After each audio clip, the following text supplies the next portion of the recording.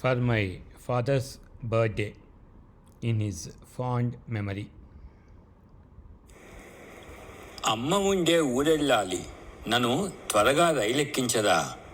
అదిగో నా సామానుల మూట రైల్లో నా పక్కనే ఉంచరా. ఎన్నిసార్లు చెప్పారో నాన్నగారు ఆ మాట, పదే పదే చూపిస్తూ తన సామానుల మూట. రైలు బయలుదేరడానికి ఇంకాస్త టైం ఉంది, ఆగండి. మీతోటే భద్రంగా ఎక్కిస్తా, మీ మూట ఎటూ పోదండి. నచ్చజెప్పి నవ్వేవాణ్ణి మూట ఆయన దగ్గరికి చేరుస్తూ. ఆత్రంగా చూసుకునేవారు మూట విప్పి మళ్ళీ బిగిస్తూ.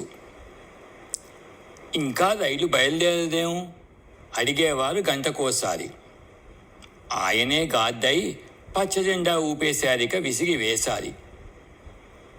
ఆయన ఎక్కిన రైలు కదిలి వెళ్ళిపోయింది. హడావిడిలో మూట ఇక్కడే ఉండిపోయింది.